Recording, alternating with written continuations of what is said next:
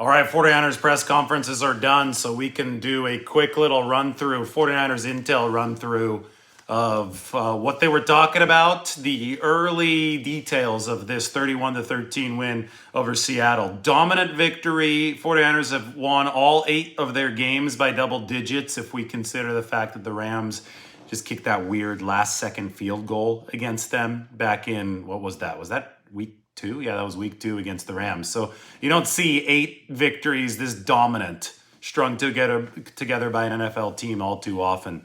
But it is a sign that the 49ers are true Super Bowl contenders. Another Brock 30 game. Brock Purdy, Brock 30. Commanding win in Seattle. Unfortunately for the 49ers, injury news. George Odom, the specialist, right? He's a special teams ace. Likely tore his biceps muscle and is probably done for the season, according to Kyle Shanahan. That's probably going to be confirmed tomorrow. So it's a tough break for the 49ers, losing 2 safeties over the course of 5 days. Talanoa Hufanga with the ACL on Sunday. George Odom, who is valuable depth at the position, but one of the best special teams players in the league, actually led the NFL in special teams tackles last season.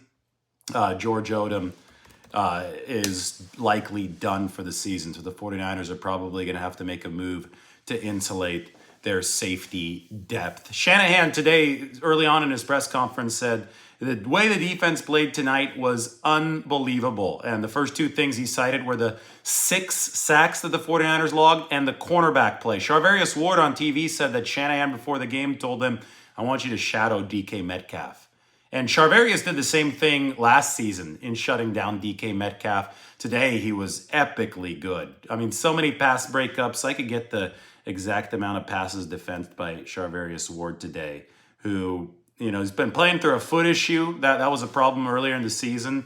And now, today he had the cramps, so he came out for a little bit. But boy, has he been good. 3 passes defensed, but it seemed like, though that's just passes that he got his hands on, but it seemed like the coverage from him was really good. And Ambry Thomas, can't say enough about that physical performance. He's more physical than any Seattle corner on the field today, and that's what the 49ers have wanted from Ambry. And he's emerging now at just the right time to allow Diamond Lenore to slide inside. It's gotten Isaiah Oliver off the field and made the 49ers better against shifty receivers. And that's been, the missing ingredient to tighten the screws on the coverage, so that the 49ers are in position to deliver 6 sack games. You have to buy enough time, enough hitches from opposing quarterbacks so that Nick Bosa, Eric Armstead, Chase Young, Randy Gregory, you name it, all those guys can turn pressures into sacks. And the secondary has sure done its job behind Charvarius Ward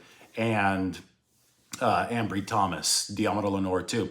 Side note, Jair Brown, the only time that I noticed him today, which is a good thing. You don't want to hear from defensive backs all too often. That usually means they're giving up big plays. Is when he missed the tackle, I think, on Zach Charbonnet there in the 4th quarter. But other than that, good second game, first career start for the rookie Jair Brown. Brock Purdy touchdown to Brandon Ayuk. Elite play. We said it at the time. MVP level throw. Brock Purdy right in the middle of that MVP conversation. It is very deserved. The entire 49ers sideline, Shanahan included, thought that was going to be a check down at first, because normally that's where you go. Any normal quarterback probably would go to a check down, but Brock Purdy's not a normal QB. Bought a little extra time, even though his right tackle got beaten. Colton McKivitz got beaten by Boye Mafe. He froze the safety, didn't go check down, trusted Brandon Ayuk to hit the spot, and threw the dot. Brandon Ayuk said that's what you call a dot, just a perfect throw over the middle of the field. Again, MVP caliber type of throw from Brock Purdy. Kyle Shanahan was asked if Brock Purdy's elite or something like that. And, I said time and time again, those are such dumb conversations. And the gist of his quote, and this was actually the start of the quote, was this, quote, "This is the NFL. You've got to have a really good football team. There's a lot of great quarterbacks who haven't won it all because they haven't had the team around them. So regardless of who you are, you have to have the team, the protection, the defense, whatever around you." And Brock Purdy is, he's a legit MVP candidate. And you saw it again today with his play out on that field. But he's got to have the team around him too, just like anybody, including Patrick Mahomes, Joe Montana, Steve Young, Peyton Manning. Everybody had to have a team around them. And Brock Purdy, fortunately for the 49ers, it looks like he does. Shanahan said that Aaron Banks played through some pain today with his turf toe injury. He said it was unbelievable that he was able to play today. Says that Banks toughed it out to play through turf toe despite not being 100%. Fred Warner's quote, and I think that this one should resonate with some people about this game. I feel we really could have snuffed them out, but I'll take what we did. 31-13 is pretty damn good. Winning by 3 scores in the NFL, that means that you're doing something really, really right. Could the 49ers have stomped on Seattle a little bit more? Yeah, maybe. Don't give them any hope at the end of the first half with a little bit of a soft coverage defense. Obviously, the pick six that was tipped up in the air. Purdy talked about that throw. He said the first look was Ayuk that got taken away. It was supposed to be a safe throw to Christian McCaffrey. Obviously didn't throw it accurately. Got knocked up in the air. Lucky pick six for Seattle, right? It happens. Still, the 49ers didn't let the Seahawks get within 11 points. So it is all just a blip on the radar at this point. Fred Warner on eating turkey on Seattle's field, which I know is a moment that resonates with a lot of fans because Seattle ruined the first year of Levi's Stadium when Russell Wilson and Richard Sherman ate turkey at the 50. 49ers ate it at the 25, but George Kittle took a whole turkey into the locker room, and Fred Warner said it wasn't too bad.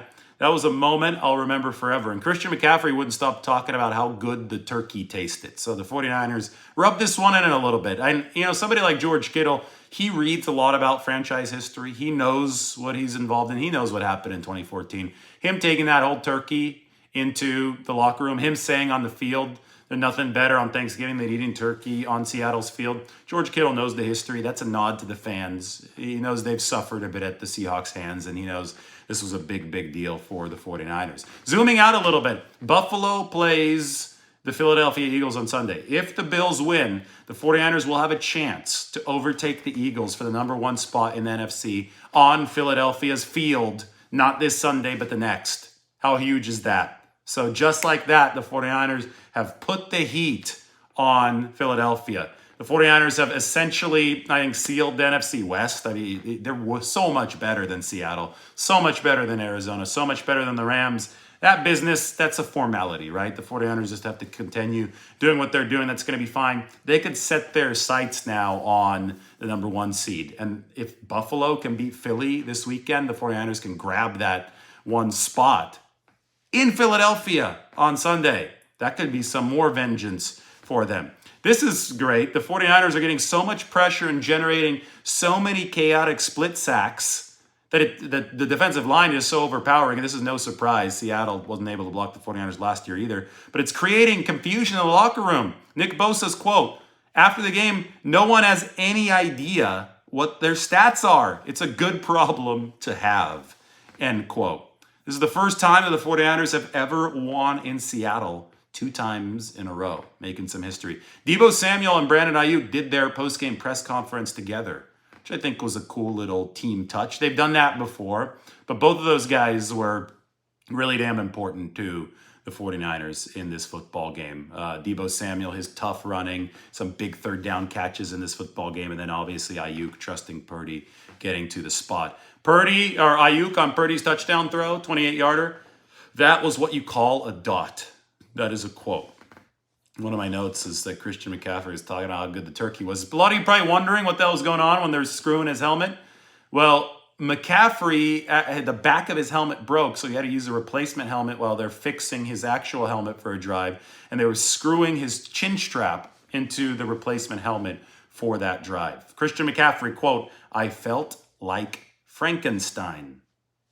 A lot of good stuff coming out of the 49ers locker room today. So what's next? They're going to fly back. They have a long weekend. The 49ers, 1 rest advantage of the year because they have a schedule that's not very fair to them, but they have 1 rest advantage of the year. It's coming up. They're going to have more rest before playing the Eagles than the Eagles are going to have before they play them. The Eagles have to play the Bills on Sunday. It's going to be a standard week for them. The 49ers have an extra Friday, Saturday, Sunday of rest against Philadelphia. So things are tilting and smiling on the 49ers for this huge game coming up. All right, I'm on my way to Wright. Hope you enjoyed 49ers Intel. We'll talk to you very soon.